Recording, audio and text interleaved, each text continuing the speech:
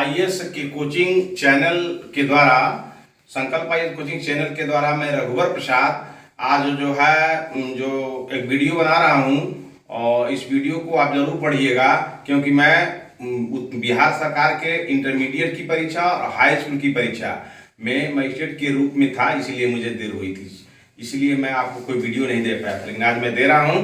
तो आज हम भारतीय इतिहास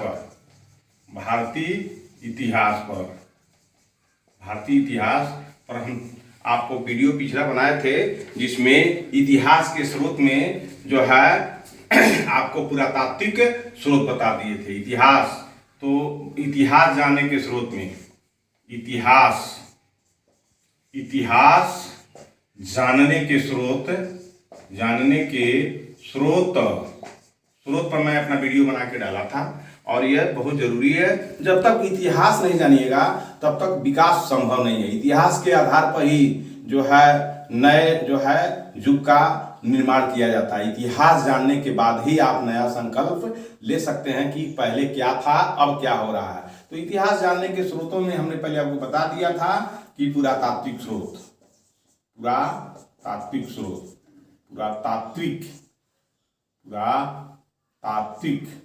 स्रोत में आपको वीडियो बना दिया था, आपको बता भी दिया था। तो पुरातात्विक स्रोत में आपको मैंने बता दिया था कि आपको शिलालेख है, अभिलेख हैं, सिक्के हैं, आदि आपको बता दिए थे। पिछला वीडियो खोलिएगा तो आपको मिलेंगे। और इसी के सिक्के से जाना जाता था इतिहास, और आपको अभिलेख से जाना जाता था, और शिलालेख से जाना जाता था, और उत्खनन से जाना जाता था, खनन से जाना जाता था। ये पुरातात्विक स्रोत हमने आपको बता दिया था बहुत बृहद रूप में। आज मैं आपको बताऊंगा कि इतिहास जानने के साहित्यिक स्रोत। इतिहास जानने के साहित्यिक स्रोत साहित्य के आधार पर भी आप इतिहास को जान सकते हैं। वैसे लफाजी करने से इतिहास नहीं जाना जाता है, और जबरदस्ती बात करने से इतिहास को आप नहीं पेश कर सकते हैं, न प्रस्तुत कर सकते हैं। उसके कुछ स्रोत हैं, जिसमें मैंने पुरातात्विक स्रोत को बता दिया था। आज मैं साहित्यिक स्रोत को बताऊंगा। तो आइए साहित्यिक स्रोत में चलते हैं। यद्यपि आपको बता रहे हैं कि यद्यपि प्राचीन भारतीयों को लिपि का ज्ञान, प्राचीन भारतीयों को लिपि का ज्ञान 2500 BC पूर्व में 2500 BC में था, ठीक है। परंतु हमारी प्राचीनतम उपलब्ध पांडुलिपि परंतु हमारी प्राचीनतम पांडुलिपि जो है ईसा की 4वीं सदी के पहले की नहीं है। ईसा की ये BC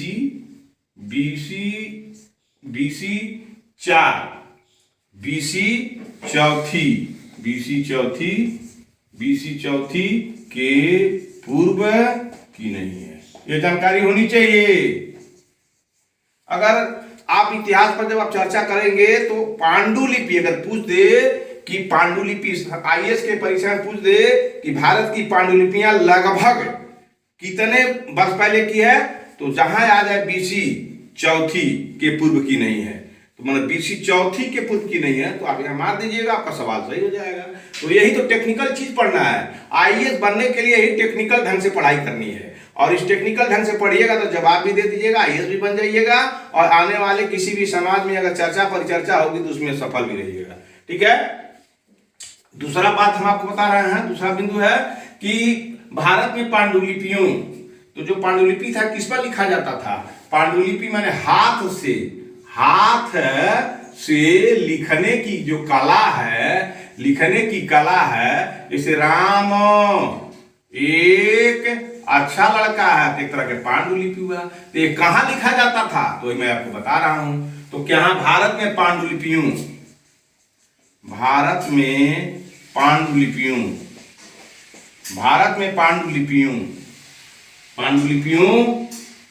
भोजपत्रों, भोजपत्रों, भोजपत्रों, ताड़पत्रों, ताड़पत्रों, ताड़पत्रों, भोजपत्रों, ताड़पत्रों पर लिखी मिलती हैं, पर लिखी मात्रा पर भी ध्यान दीजिएगा, लिखी मिलती हैं,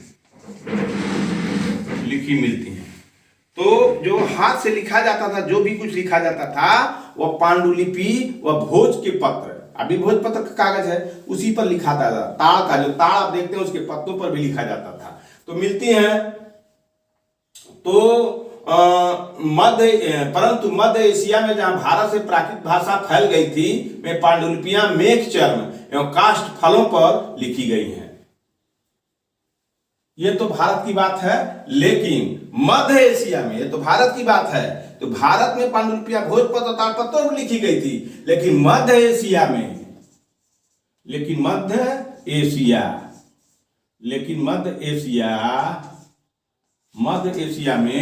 मध्य एशिया में जहां भारत से प्राकृत भाषा फैल गई थी, मध्य एशिया में जहां भारत से प्राकृत भाषा फैल गई थी,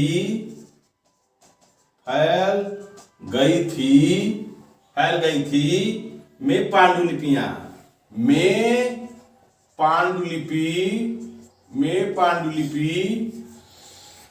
मेघ चर्म मतलब चाम है एक तरह का, मेघ चर्म, काष्ठ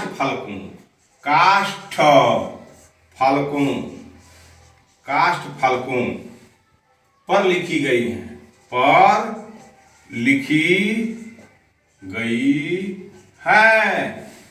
आप लोग पता नहीं पढ़े हैं कि नहीं पढ़े हैं, लेकिन मैं काष्ठ फलक पर पढ़ा हूं। काष्ठ फलक माने पटरी, काठ को चीर करके पटरी बनाया जाता था। मैं जब कक्षा 1 में पढ़ता था तो पटरी लेके जाता था और पटरी पर पढ़ते थे और उसको पटरी को मिटाते थे, काला रंग लगाते थे और उसको पूरा दावात से उसको शीशी से गेलते थे। गेलना शब्द आपको सुनकर के हंसी आएगी, उन्हें रगड़ते थे, वो पटरी चमचम करती थी, वही काष्ठ फलक है। तो यही भारत में पांडुलिपियों भोजपत्र ताड़पत्रों पर लिखी गई मिलती हैं। किंतु मध्य एशिया में जहां भारत से प्राकृत भाषा फैल गई, मध्य एशिया में प्राकृत भाषा कहां से फैली? भारत से फैली। तो अगर सवाल आइए से पूछ जाए कि मध्य एशिया में प्राकृत भाषा जो है कहां से फैली थी, तो पूछ देगा चीन से, फुनान से, यूरेशिया से और भारत से। तो आप भारत मार दीजिएगा, आपका आईएएस का सवाल साफ हो जाएगा। इसलिए आईएएस बनना बहुत आसान है। केवल दिमाग और दिल लगा के कोई पढ़ता नहीं है। अगर आईएएस बनना चाहें, समाज का सेवा करना चाहें, तो आप दिल से पढ़िए, ज्ञान के लिए पढ़िए, समाज के लिए पढ़िए। तो आईएएस कोई बहुत बड़ी चीज नहीं है। वह हमको तो कोई इस तरह से दिया ही नहीं जब मैं आईएएस तैयारी कर रहा था, तो कोई बताया ही नहीं था, और हमारे पास कोई बुक थी, इसलिए हम डायरेक्ट आईएएस नहीं हो पाए। अब तक हम आईएएस बन के कमिश्नर रिसर्च जॉइंट सेक्रेटरी हुए होते। तो इस बात को आप समझ लीजिए, बहुत आसान है। आईएएस में कुछ नहीं है, केवल कंसेप्ट जानना है, कंसेप्ट जान गए आईएएस बन गए। ठीक है, आईएएस बनना बहुत बड़ा तोप नहीं है कि बहुत बड़ा तोप मार लिया। आईएएस बनना बन करके समाज का सेवा करना, यही तो है। तो वही में पांडुलिपि मेघ चर्म काष्ठ फलक पर लिखी गई थी। मैं उसका स्वयं गवाह हूं, एक वीडियो हूं, प्रखंड विकास पदाधिकारी हूं। मैं काष्ठ फलक पर अपनी पढ़ाई किया हूं। कोई अभी तक बच्चे जो है पैदा लेते हैं 3 वर्ष के बाद, तो कापी और पेंसिल थमाया जाता है, लेकिन मैं पैदा हुआ तो मुझे काष्ठ फलक दिया गया। मैं पटरी पर पढ़ा हूं, और पटरी से कब तक पढ़ा हूं? कक्षा 2 तक पढ़ा हूं। बाद में कक्षा 3 से हम कापी और दावात से लिखा हूं। तो काष्ठ फलक से लिखी गई, यही बात है। आइए दूसरी तरफ चलते हैं, इतिहास जानने के स्रोत में, साहित्यिक स्रोत में।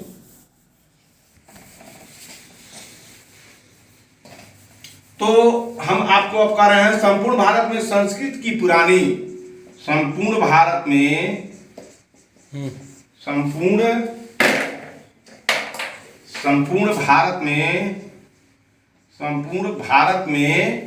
संपूर्ण भारत में संस्कृत की पुरानी पांडुलिपियां मिली हैं। संपूर्ण भारत में, पूरे भारत में, संपूर्ण भारत में संपूर्ण भारत में संस्कृत की पुरानी पांडुलिपियां मिली हैं। पुरानी पांडुलिपियां मिली हैं। पुरानी पांडुलिपियां मिली हैं। पुरानी पांडुलिपियां मिली है। परंतु इनमें से अधिकतर, परंतु इनमें से इन संस्कृत की पांडुलिपियों में से, परंतु इनमें से अधिकतर दक्षिण भारत आपको बता दिए थे। दक्षिण भारत, दक्कन भारत, इसके विषय में पहले ही वीडियो में बता दिया हूं। तो दक्षिण भारत समझ लीजिए कहां से कहां तक। दक्षिण भारत और कश्मीर और नेपाल से प्राप्त हुई है। दक्षिण भारत,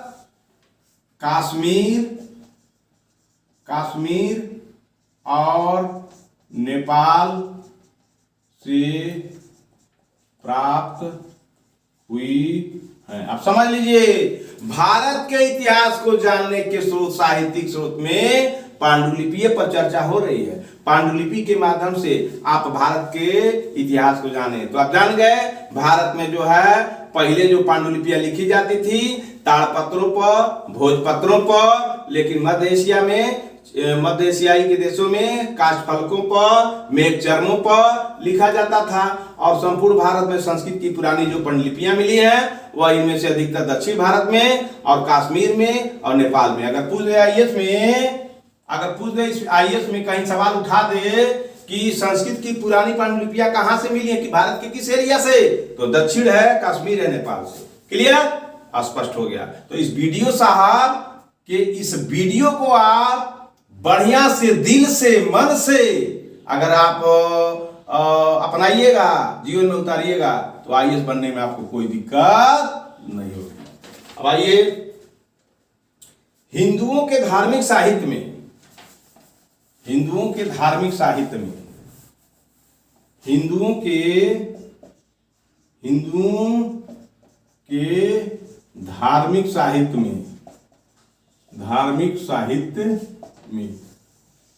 लेकिन यहां आजकल जो है नया नया रिसर्च आ रहा है, तो हिंदू कहा जा रहा है। लेकिन ऋग्वेद में, अथर्ववेद में, और ऋग्वेद में, अथर्ववेद में, सामवेद में, यजुर्वेद में जो हिंदू शब्द का कहीं जिक्र नहीं है।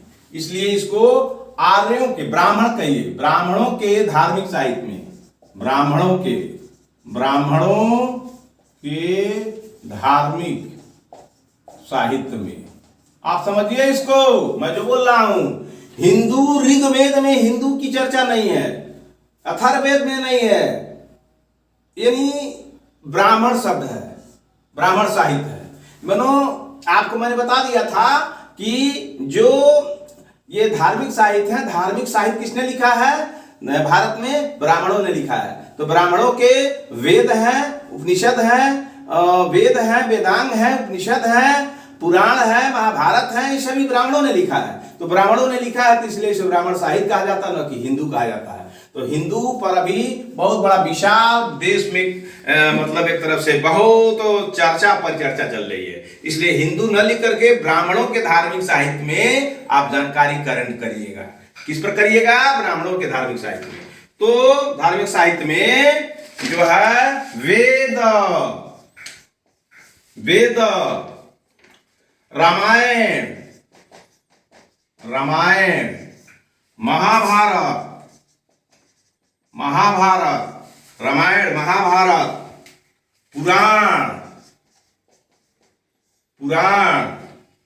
आदि सम्मिलित हैं, आदि सम्मिलित हैं। क्लियर हो गया? तो आपको आईएएस में पूछा भी जा सकता है। अगर पूछ दे कोई आईएएस में कि हिंदुओं के धार्मिक साहित्य, तो आप बोल दीजिएगा कि सर एक्सक्यूज मी, पुराणों में या धार्मिक साहित्य में वो ब्राह्मणों का धार्मिक साहित्य है, न कि हिंदुओं का है। इसलिए ब्राह्मणों के धार्मिक साहित्य के वेद, रामायण, महाभारत, पुराण आदि सम्मिलित हैं। किसके? ब्राह्मणों के धार्मिक साहित्य में वेद, रामायण, महाभारत, पुराण आदि सम्मिलित हैं। तो इस पर आप ध्यान दीजिएगा। ऋग्वेद को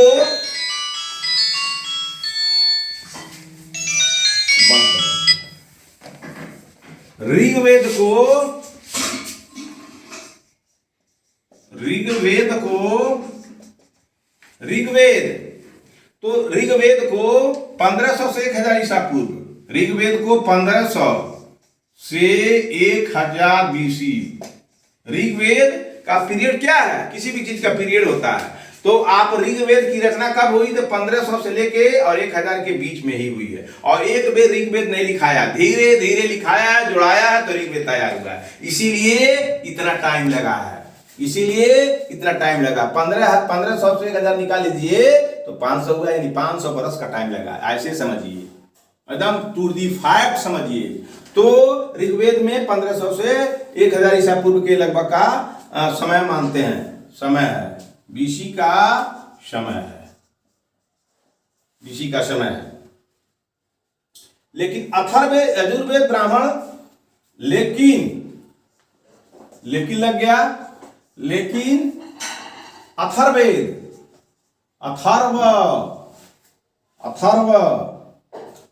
अथर्ववेद,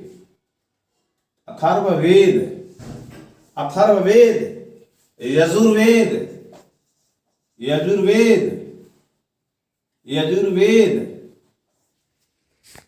ब्राह्मण ग्रंथ,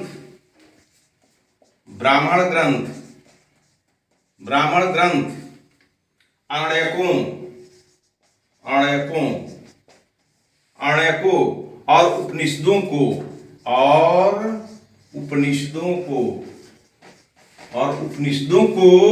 1000 से 500 ईसा पूर्व के, 1000 से 500 बीसी के लगभग माना जाता है, के लगभग माना जाता है। ठीक है, तो इसे आप अथर्ववेद पढ़िएगा तो कुछ आपको इतिहास जान जाइएगा, यजुर्वेद पढ़िएगा तो इतिहास जान जाइएगा, ब्राह्मण ग्रंथ पढ़िएगा तो ब्राह्मण ग्रंथ में अण्यक हो गया। अण्यक माने होता जंगल, जंगलों में जो किताबें लिखी गई और जो उपनिषद लिखे गए, ये अण्यक क्या है? जंगल में जो किताबें लिखी गई, जो साहित्य लिखे गए, उपनिषद गुरु के समीप, उपनिषद मान उपनिषद का मतलब होता है गुरु के समीप बैठ करके ज्ञान को सीखना, और सीखने के बाद उन सभी नियमों का संग्रह उपनिषद है। आप जान गए?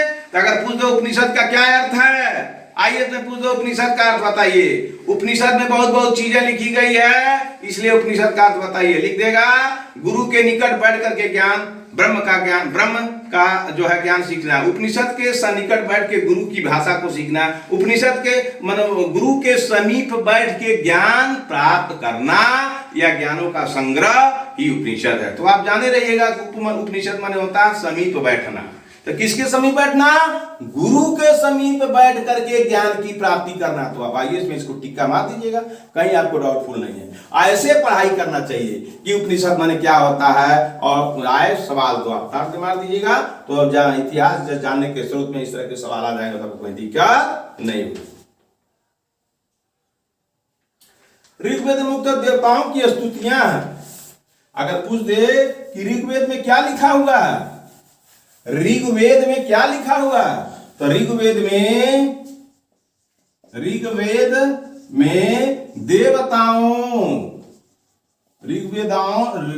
में देवताओं की स्तुतियां हैं। ऋग्वेद में देवताओं की स्तुतियां हैं, परंतु बाद के साहित्य में स्तुतियों के साथ साथ कर्मकांड, परंतु बाद के साहित्य में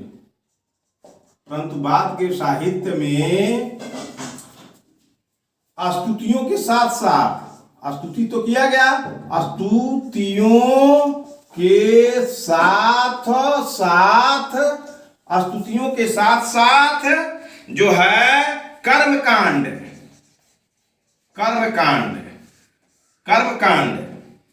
ठीक है। जादू टोना जो आज समाज में प्रचलित है, जादू टोना और पौराणिक आख्यान है,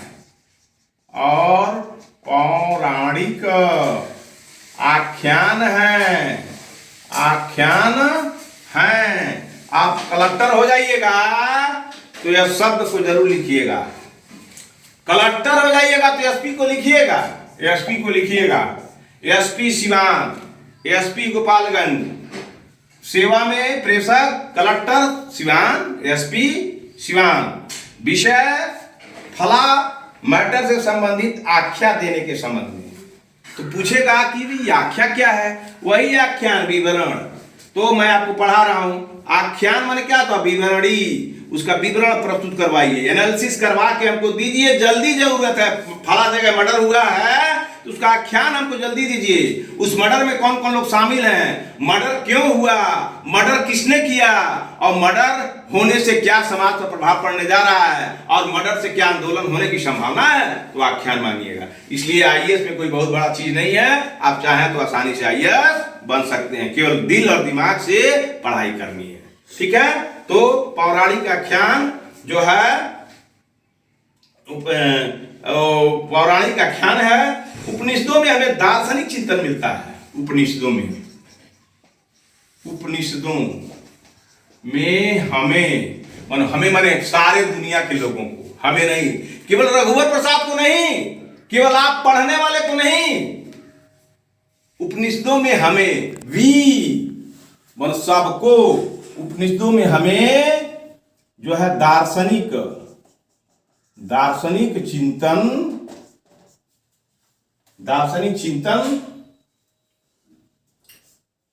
मिलते हैं, दार्शनिक चिंतन मिलते हैं। ठीक है, दार्शनिक चिंतन मिलते हैं। तो उपनिषदों में क्या मिलते हैं, तो लिख दे। अगर आईएएस के परीक्षा में उपनिषद किसे कहते हैं, इस पर सवाल बना देगा। आख्यान पूछ दे, इस पर सवाल बना देगा। कोई ठिकाना है ज्ञानियों का। और उपनिषदों में किसके चिंतन मिलते हैं, उपनिषदों में जो है आख्यान के चिंतन मिलते हैं, उपनिषदों में जादू टोने के चिंतन मिलते हैं, उपनिषदों में जो है दार्शनिक चिंतन मिलते हैं। तो आप फेरा में पड़ जाइएगा। तो इसलिए हमेशा याद करिए कि अगर इसे आ जाए सवाल, तो उपनिषदों में किसके चिंतन मिलते हैं, तो दार्शनिक चिंतन मिलते हैं। तो दर्शन क्या है, दार्शनिक, दर्शन से ही दार्शनिक बना है। दर्शन में इक जोड़ दिया जाएगा तो दार्शनिक हो जाएगा। दर्शन माने होता है, दर्शन दृश्य धातु से बना है। दर्शन दृश्य धातु है, दृश्य धातु से बना है। दृश्य धातु का मतलब होता है देखना। तो किसको देखना भाई, केवल जो है इसे केवल किसी चीज का फिगर थोड़ा देखना है। दर्शन दृश्य धातु से बना है, जिसका मतलब होता है देखना। किसको देखना, यह सूरज तारे कैसे बने हैं, यह जीव कैसे बना है, यह आदमी कैसे बना है, पृथ्वी और पानी और हवा कैसे बना है, और सबका आधार क्या है। यही दार्शनिक चिंतन है, यही दार्शनिक चिंतन है। अब आइए आगे बढ़ते हैं। हम तो आपको केवल साथ में पढ़ा रहे हैं साहित्यिक स्वरूप, सब साहित्य है। साहित्य उसे कहते हैं जिसे सबका हित हो। साहित्य किसे कहते हैं, जिससे सबका हित हो। वह आलेख, वह आख्यान, वह व्याख्यान, वह किताब, वह पुस्तक जिसमें लिखने से और पढ़ने से सबका हित हो, उसे हम क्या कहते हैं, साहित्य कहते हैं। तो इसलिए साहित्य के स्वरूप में आता है कि इतिहास हम साहित्य के आधार पर जान सकते हैं। आइए आगे बढ़ते हैं, आइए आगे बढ़ते हैं। इस बात को जो मैं आपको बता रहा हूं, इसको जरूर आप अपने दिल में रखिएगा।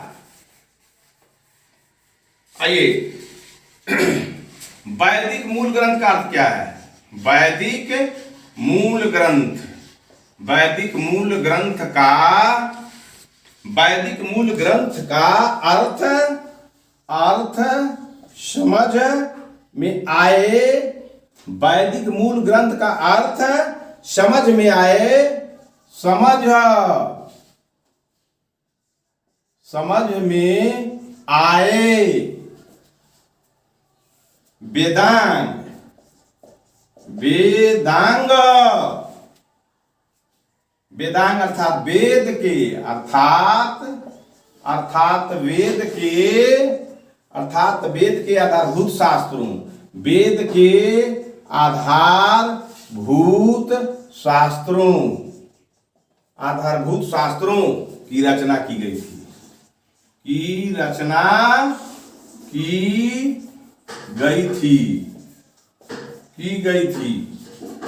की गई थी।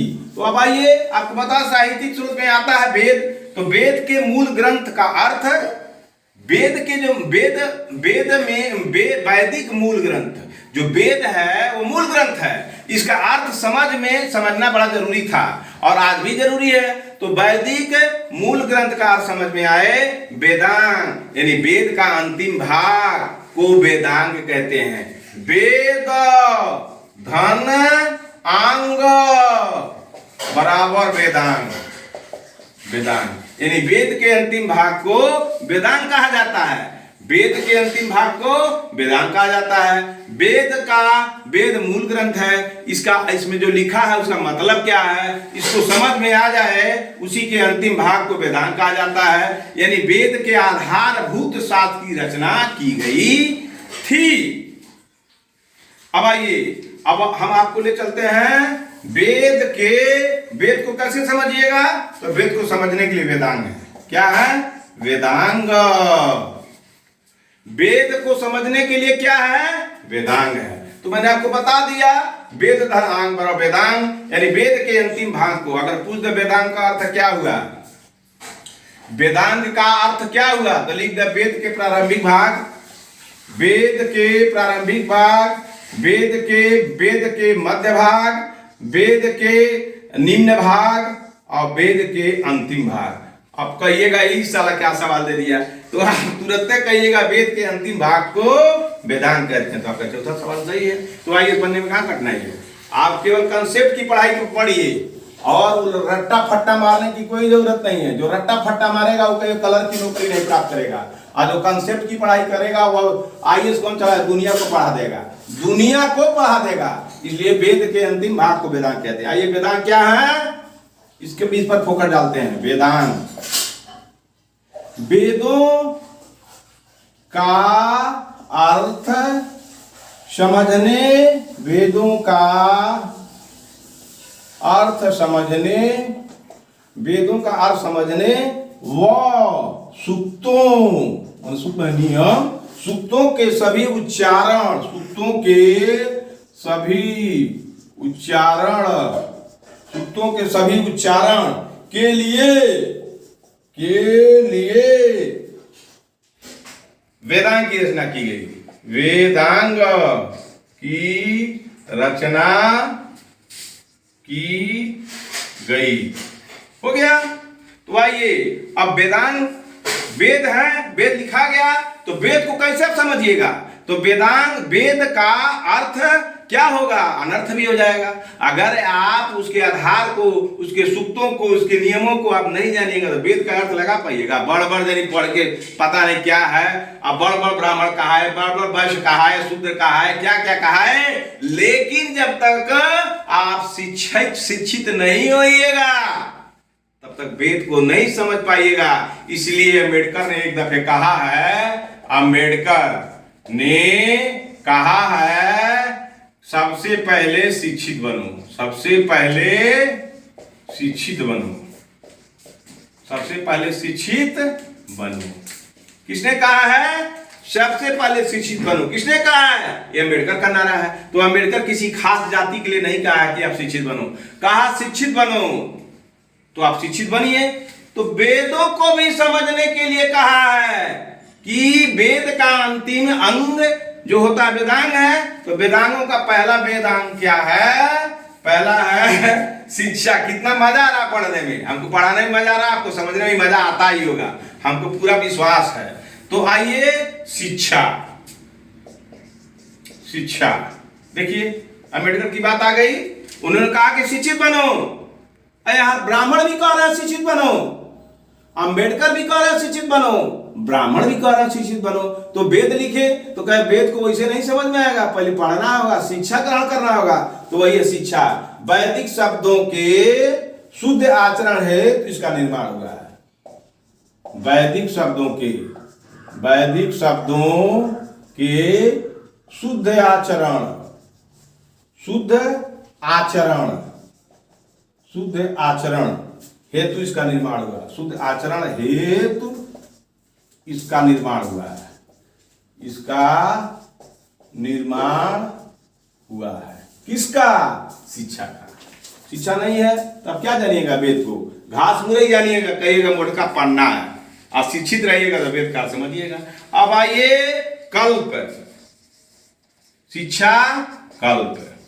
ये भी ये वेदांग, एक पहला वेदांग शिक्षा, दूसरा वेदांग कल्प। कल्प क्या है? वैदिक कर्मकांडों को संपन्न कराने हेतु विधि और नियम। वेद में वैदिक कर्मकांड, वैदिक कर्मकांड कराने हेतु, वैदिक कर्मकांड कराने हेतु, वैदिक कर्मकांड कराने हेतु विधि व नियम, विधि व नियम, विधि व नियम। कोई ब्राह्मण, कोई वेद के जो मंत्र है, मंत्र के हिसाब से जो कर्मकांड समाज में कराता है, चाहे ब्राह्मण सोसाइटी में कराए, चाहे वैश्य सोसाइटी में कराए, चाहे शूद्र सोसाइटी में कराए, चाहे क्षत्रिय सोसाइटी में कराए, तो उसके जो विधि और नियम है, उसी नियम और विधियों को कल्प कहते हैं। किसे कहते हैं? कल्प। तो अगर पूछ दे कल्प का अर्थ क्या होता है? भारतीय साहित्यिक स्रोत में वेद की रचना की गई है, वेद के रूप में एक कल्प शब्द आया है। आप बताना सुनिश्चित करें कि कल्प का अर्थ क्या होता है। तो कल्प का अर्थ दे देगा पहला, विधि विधान की रचना, विधि विधान को जानना, कर्मकांड कराने हेतु विधि के नियम, और जो है कल्प माने कल्पना करना, और जो है एक और दे दे कल्पना के आधार पर व्याख्या करना। तो आप तो फंस जाइएगा। इसीलिए आप केवल आईएएस के पैटर्न में अगर पढ़िएगा तो कल्प माने जान जाइए, वैदिक जो कर्म कांड कराने के जो विधि और नियम है वही है कल्प। आप इस पर मार दीजिएगा कि कल्प, कल्प कौन के नियम है? कर्म कांड के जो नियम है, कर्म कांड के विधि, विधि और नियम। बस मार दीजिए, ध्यान दे, आपका सवाल सही हो गया। आप ज्ञानी हो गए, आप आईएएस हो गए, आप कलेक्टर हो जाइएगा। कहिएगा मैं बहुत बड़ा ज्ञानी हो गए, तो बहुत बड़ा ज्ञानी, कलेक्टर माने बहुत बड़ा ज्ञानी नहीं, एक निश्चित जानकारी लेकर के कुर्सी पर बैठ जाना, उसके बाद तब पढ़ाई करना, समाज में अप्लाई करना। तो इसीलिए कल्प वैदिक कर्मकांड कराने हेतु विधि और नियम। क्या हुआ? वैदिक कर्म कांड को कराने हेतु जो विधियां बनाई गई हैं, जो नियम बनाए गए हैं, उसे कल्प कहते हैं। तो एक हो गया शिक्षा, एक हो गया कल्प, दूसरा हो गया व्याकरण, तीसरा हो गया व्याकरण। व्याकरण, व्याकरण, व्याकरण क्या भाई? जो है इसमें नामों और धातुओं की रचना, उपसर्ग प्रत्यय के प्रयोग होते हैं। इसमें जो है, किसमें? व्याकरण में। इसमें धातु, धातु, धातु, प्रत्यय, उपसर्ग, आप हिंदी में पढ़े होंगे, यहाँ हिंदी भी आ गई। तो इसमें धातु, प्रत्यय, उपसर्ग जो बताए गए हैं, तो कैसे जो है कर्म कांड होंगे, कौन कौन धातु कहां प्रयोग होगा, कौन कौन प्रत्यय कौन कर्म कांड में लगेंगे, कौन कौन उपसर्ग कौन कौन कर्म कांड के शब्दावली में लगेंगे, उसी को हम जानने की जितनी प्रक्रियाएं हैं सभी व्याकरण है, सभी व्याकरण है। उसे व्याकरण है, उसे ग्रामर अंग्रेजी में कहते हैं। अंग्रेजी भी एक व्याकरण है, हिंदी भी एक व्याकरण है, हिंदी में भी व्याकरण है, संस्कृत में भी व्याकरण है, उर्दू में भी व्याकरण है, और क्या आपके फारसी में भी व्याकरण है, ईरानी में, जितना है सब में कहीं कहीं व्याकरण है। व्याकरण का अर्थ ही होता है व्याधन आकरण, व्याधन आकरण। जो बोलने आप जा रहे हैं उसको सही सही से बोलिए, सही सही से लिखिए, सही सही से उच्चारण करिए, कि कला सिखाने वाली विषय वस्तु को व्याकरण कहते हैं। आइए, वेदांग हो गया, व्याकरण हो गया। अब आइए शिक्षा हो गया, कल्प या व्याकरण हो गया। अब भाई और क्या भाई वेदांग? आइए, और वेदांग क्या है? जो है और क्या है? निरुक्त, निरुक्त, निरुक्त माने क्या आता है? शब्दों की व्युत्पत्ति, शब्दों की व्युत्पत्ति, शब्दों की व्युत्पत्ति, शब्दों की व्युत्पत्ति, शब्दों की व्युत्पत्ति हेतु नियम एवं भाषा। नियम, नियम, यह भाषा शास्त्र, यह भाषा शास्त्र, भाषा शास्त्र का प्रथम ग्रंथ माना जाता है। भाषा शास्त्र का प्रथम ग्रंथ माना जाता है। ठीक है, इसकी रचना यास्क मुनि ने की है। इसकी रचना यास्क मुनि ने की है। अब आ जाइए, कहेगा इसमें दो सवाल बना देगा। निरुक्त किसे कहते हैं? वेदों में वेदांग का एक भाग है, इसमें जो है वेदों को समझने के लिए निरुक्त की व्याख्या की गई है। निरुक्ति का अर्थ होता है शब्दों की रचना करना, शब्दों की व्युत्पत्ति और शब्दों को हेर फेर करना, शब्दों का खोज करना। तब जहां देखिएगा शब्दों को व्युत्पत्ति, मान लीजिए पर सवाल सही होगा, आईएएस में 1 नंबर आपको मिल गया, आप आईएएस की तरफ बढ़ रहे हैं, आईएएस की तरफ आपका मेरिट जा रहा है, तो व्युत्पत्ति हो गया। तो यह भाषा शास्त्र का प्रथम ग्रंथ है। भाषा शास्त्र, भाषा किसे कहते हैं? भाषा जब आदमी को किसी चीज का आभास अंतरात्मा से होती है और जिस रूप से उस अंतरात्मा की आवाज को व्यक्त करता है और जो चीज उसको व्यक्त करने की कला को बताता है, वही भाषा शास्त्र है। यहाँ आ गया, हिंदी में भी आ गए, और यही जो है निरुक्त प्रथम ग्रंथ माना गया है। तो अगर पूछ दे कि निरुक्त क्या है, भाषा शास्त्र का द्वितीय ग्रंथ है, प्रथम ग्रंथ है, तृतीय ग्रंथ है, चतुर्थ ग्रंथ है, तो आप फंस जाइएगा। इसलिए भाषा शास्त्र जो है निरुक्त का प्रथम ग्रंथ है, प्रथम ग्रंथ है। हो गया। अब आइए, निरुक्त हो गया। अब आइए छंद, आप आइए छंद। छंद, छंद क्या भाई? वैदिक साहित्य में गायत्री, वैदिक साहित्य में गायत्री, वैदिक साहित्य में गायत्री, त्रिष्टुप, गायत्री, त्रिष्टुप, जगती,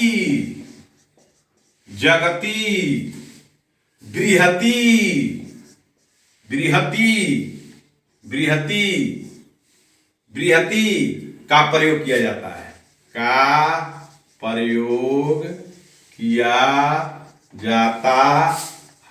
हो गया। ये छंद है। तो वैदिक साहित्य में छंद होते हैं। क्षण क्षण पर छंद, छंद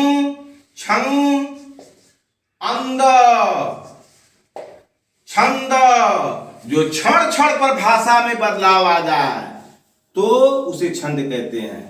मनो क्षण क्षण में अगर साहित्य में बदलाव आए, उसमें वृद्धि हो, छंद कहते हैं। और यही गायत्री जी जो थी, एक कोई व्यक्ति थी, एक लेडी थी, त्रिष्टुप भी एक लेडी थी, जगती भी, बृहति भी, ये सब लोग क्या है का प्रयोग किया जाता है। ये लोग का नया नया नियम दिया था, वो इसी का प्रयोग किया जाता है। तो हम आपको शॉर्ट में बता दे रहे हैं, छंद भी वेदांत का एक अंश है। और ये छंद के बाद ज्योतिष,